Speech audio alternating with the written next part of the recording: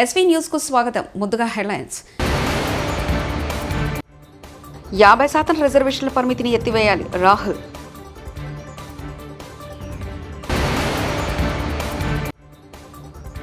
Madanapalle files అనే ప్రత్యేక హెలికాప్టర్ను పంపిన ప్రభుత్వ ఫైల్స్కి ఇచ్చిన విలువ ఆడబిడ్డలకివ్వరా రోజా. 6.66 కోట్ల కరెన్సీ నోట్లతో అమ్మవారికి ప్రత్యేక అలంకరణ.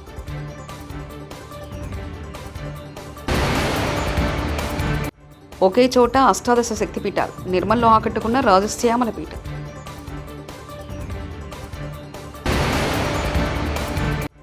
మావోయిస్టు ప్రభావిత రాష్ట్రాలతో కేంద్ర హోంమంత్రి అమిత్ షా సమీక్ష.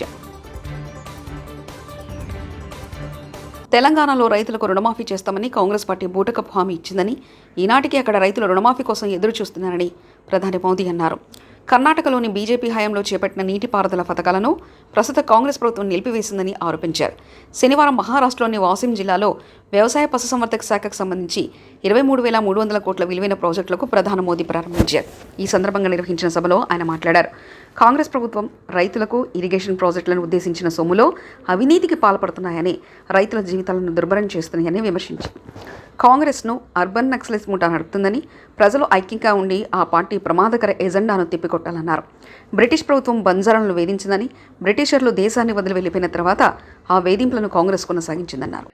तो हमारे मन में स्वाभाविक रूप से शब्द गूंजते हैं गणपति बापा मोरिया. ये केवल कुछ शब्द. రాజ్యాంగ పరిరక్షణకు రిజర్వేషన్లపై ఉన్న 50% పరిమితిని తొలగించాలని కాంగ్రెస్ సీనియర్ నేత రాహుల్ గాంధీ అన్నారు.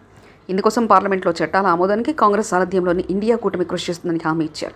కొల్హాపూర్లో జరిగిన సంవిధాన్ సమ్మాన్ సమ్మేళనం కార్యక్రమంలో రాహుల్ మాట్లాడుతూ, దేశంలో కులగలను చేపట్టాల్సిన అవసరం ఎంతైనా ఉందన్నారు. అందువల్ల ప్రతి కులంలో ఎంతో మంది జనాభా ఉన్నారనేది తెలియడమే కాకుండా దేశ ఆర్థిక వ్యవస్థపై వారికి ఏ మేరకు నియంత్రణ ఉంటుందో తెలుస్తుందన్నారు. కశ్మీర్ మే బంద్ హోగా, ఖతం హోగి. कन्याकुमारी से कश्मीर गए तो पहला स्टेप ये जो फॉल्स सीलिंग, आर्टिफिशियल सीलिंग लगा रखी है. దేవీ శరన్నవరాత్రి ఉత్సవాల సందర్భంగా మహబూబ్నగర్ జిల్లా కేంద్రంలో శ్రీ వాసవి కన్యకా పరమేశ్వరి దేవాలయంలో 6,66,66,666తో అలంకరణ. ఆదివారం మహాలక్ష్మి అలంకరణలో అమ్మవారు భక్తులకు దర్శనమిచ్చారు. ఈ సందర్భంగా పట్టణ ఆర్యవైశ్య సంఘం ఆధ్వర్యంలో నూతన కరెన్సీ నోట్లతో దేవాలయ ఆవరణను అందంగా అలంకరించారు. అమ్మవారిని దర్శించుకునేందుకు భక్తులు భారీగా తరలివచ్చారు.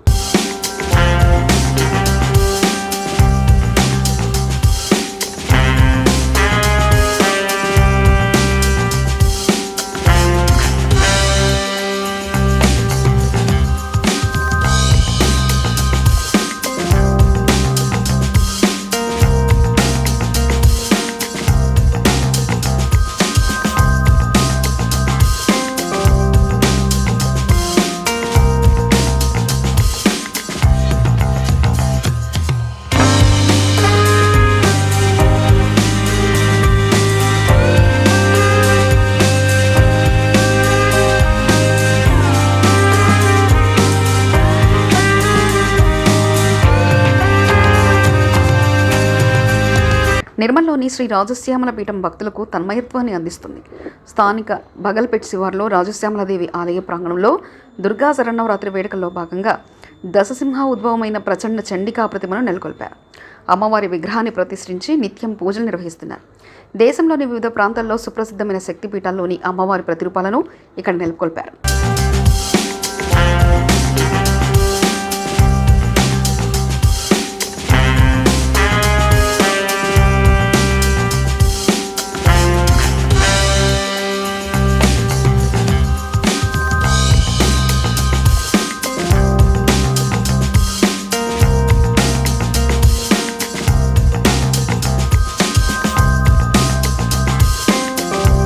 కేంద్ర హోంశాఖ ఆధ్వర్యంలో రేపు మావోయిస్టు ప్రభావిత రాష్ట్రాల్లో సమీక్షా సమావేశం జరగనుంది. కేంద్ర హోంమంత్రి అమిత్ షా ఈ ప్రత్యేక సమీక్ష నిర్వహించనున్నారు. ఈ సమావేశానికి మావోయిస్టు ప్రభావిత రాష్ట్రాల సీఎంలు, హోంమంత్రులు, సీఎస్లు, డీజీపీలు హాజరు కానున్నారు. 2026 నాటికి మావోయిస్టుల సమస్య రూపమాపడమే లక్ష్యంగా ఈ సమీక్షా సమావేశంలో చర్చలు జరగనున్నాయి. చంద్రబాబు సొంత జిల్లా చిత్తూరు పొంగనూరు నియోజకవర్గంలో 7 ఏళ్ల పాపను కిడ్నాప్ చేసి కిరాతకంగా హత్య చేసిన ఉదంతం గుండెను పిండేస్తుంది. ఆడపిల్లలున్న తల్లిదండ్రులు పిల్లలను స్కూల్కి పంపాలంటే భయమేస్తుంది. ముఖ్యమంత్రి సొంత జిల్లాలోనే రక్షణ లేకపోతే ప్రభుత్వ అసమర్థత కాదా? గత నెల 29న అదృశ్యమైన పాప 4 రోజుల పాటు ఆ సమీప ప్రాంతంలో ఉన్న ప్రభుత్వ నిర్లక్ష్యం కారణంగా గుర్తించలేకపోయారు. వారం తర్వాత ఇంటికి 4 కిలోమీటర్ల దూరంలో బాలిక శవమై కనిపించిందంటే ఈ హోంమంత్రి Anitha, deputy CM Pawan Kalyan, CM ఏం చేస్తున్నట్లు? ఈ రాష్ట్రంలో ప్రభుత్వం ఉందా? పోలీసులు ఉన్నారా? తప్పుడు కేసులు పెట్టడానికి మదనపల్లి ఫైల్స్ అనే ప్రత్యేక హెలికాప్టర్ను పంపిన కూటమి ప్రభుత్వం ఫైల్స్కి ఇచ్చిన విలువ ఆడబిడ్డలకు ఇవ్వదా? ముచ్చుమరి ఘటనలో న్యాయం చేయలేని ప్రభుత్వం అవసరమా? వైఎస్ జగన్ గారు 9వ తేదీ పొంగనూరుకు వస్తున్నారని తెలిసి ఇప్పుడు ప్రభుత్వం హోంమంత్రి పరుగులు తీస్తున్నారు.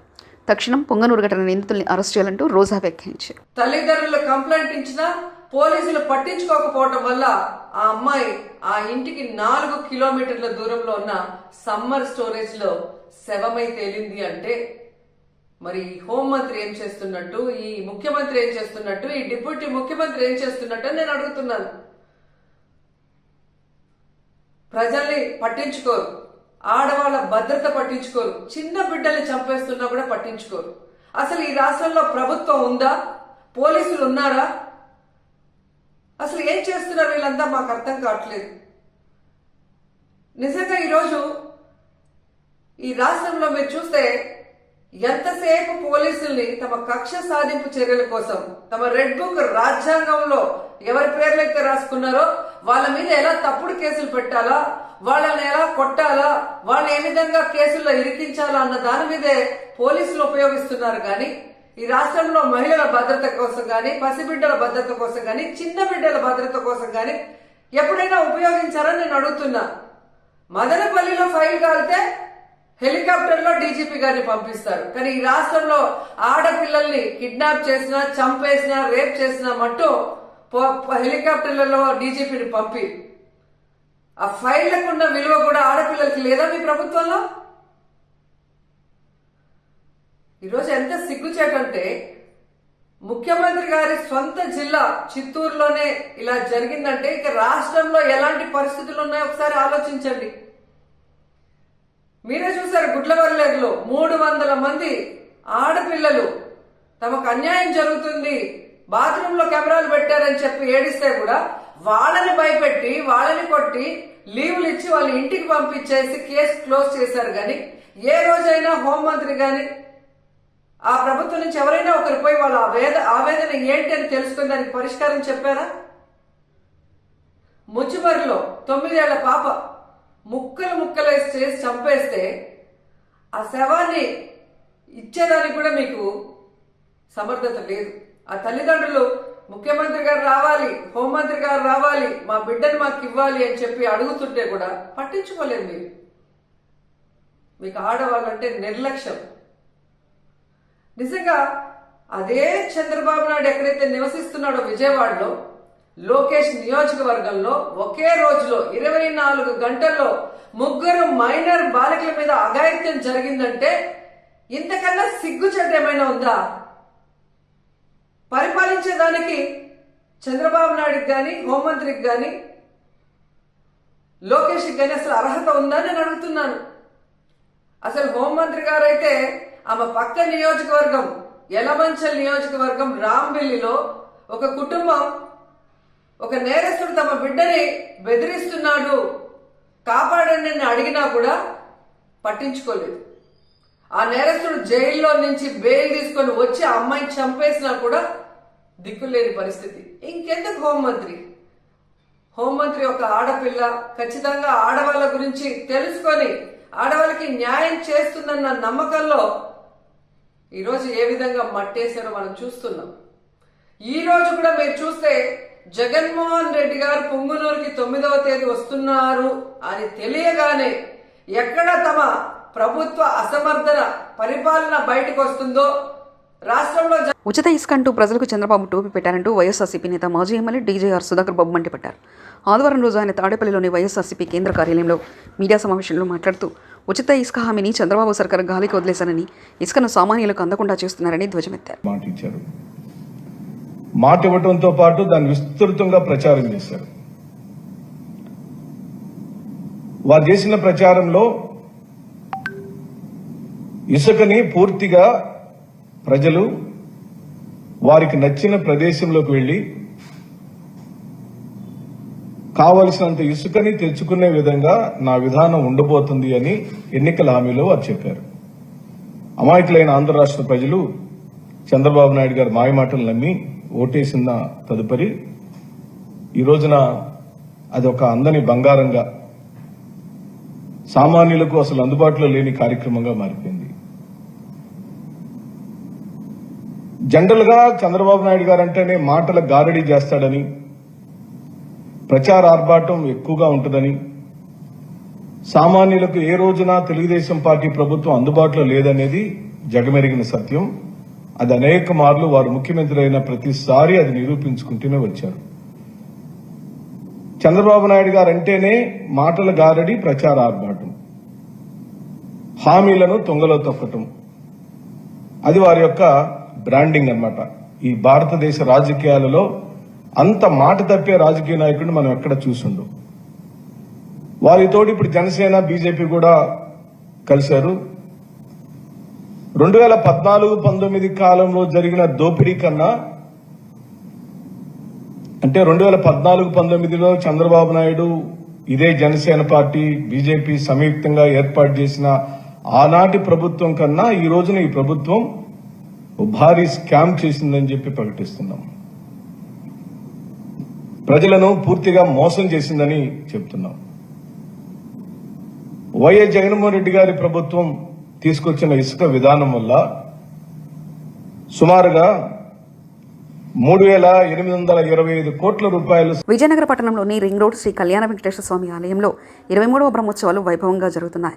ఈ సందర్భంగా ఉదయం శ్రీ స్వామి వారికి ఆలయ అర్చకులు ప్రత్యేక పూజలు నిర్వహించారు.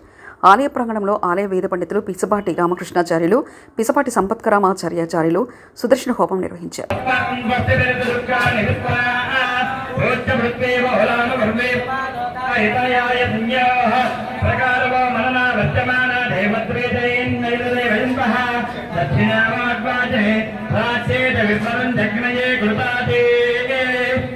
కొంచెం మంది ఉన్నారు కాబట్టి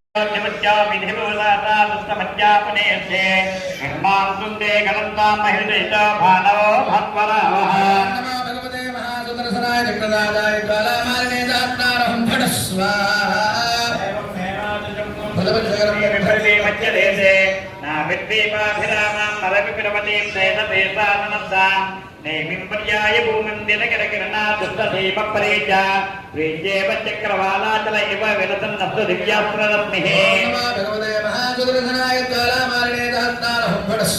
ఏకం లోకస్య చక్రహో వివిధమపరదత్ కర్మ నమ్రత్రినేత్రం శాస్త్రార్థానాం చతుర్ణాం కవయదనగణం పంచతాం షట్గుణాఖ్యం సప్తాచిత్తోటితాస్తావదనవకరణరేణి నిత్యస్యసాధమ్మ పనియత్యాత్మత్సతాంగాయవ పరిబృహజ్యోతిరేతే సహస్రమ్మ. వరుణ్ తేజ్ కథానాయకుడిగా కరుణ కుమార్ దర్శకత్వంలో రూపొందించిన చిత్రం మట్కా. తాజాగా ఈ సినిమా టీజర్ విడుదలైంది. ఈ సందర్భంగా విజయవాడలో ఏర్పాటు చేస్తున్న కార్యక్రమంలో వరుణ్ తేజ్ పాల్గొన్నారు. అభిమానులను ఉద్దేశించి ఆసక్తికరమైన వ్యాఖ్యలు చేశారు. ఇది ఫ్యాన్స్ గర్వపడే సినిమా అవుతుందని చెప్పారు. మేమందరం ఆలోచించుకుంటే అప్పుడు మా డైరెక్టర్, మా ప్రొడ్యూసర్ గారు అందరు కలిపి మనం విజయవాడలో అమ్మవారు దీవెనలతో దసరా నవరాత్రుల టైంలో మనం స్టార్ట్ చేయాలనుకుని ఆ ఇనిషియేటివ్ తీసుకుని ఇక్కడికి వచ్చి మొట్టమొదటి మా టీజర్ మీ అందరి చేతుల ద్వారా రిలీజ్ చేయడం నిజంగా నాకు చాలా ఆనందంగా ఉంది. అంటే ఇక్కడ ఉండే వాళ్ళందరూ ఫ్యాన్స్ కాదు, వాళ్ళందరూ మా కుటుంబ సభ్యులు. అలాగా మేము,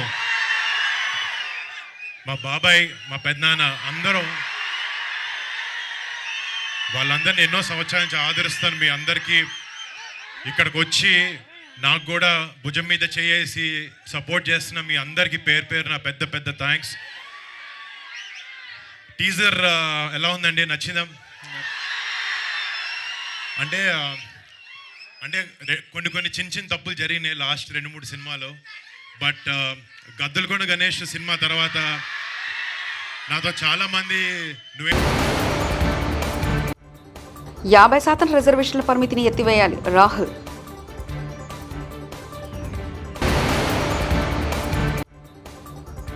మదనపల్లి ఫైల్స్ అనే ప్రత్యేక హెలికాప్టర్ను పంపిన ప్రభుత్వ ఫైల్స్కి ఇచ్చిన విలువ ఆడబిడ్డలకివ్వరా? రోజా 6.66 కోట్ల కరెన్సీ నోట్లతో అమ్మవారికి ప్రత్యేక అలంకరణ.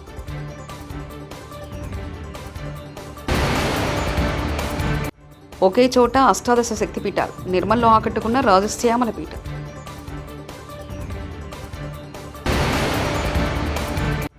మావోయిస్టు ప్రభావిత రాష్ట్రాలతో కేంద్ర హోంమంత్రి అమిత్ షా సమీక్ష. ఇవి బులెటిన్ విశేషాలు. చూస్తూనే ఉండండి ఎస్వీ న్యూస్.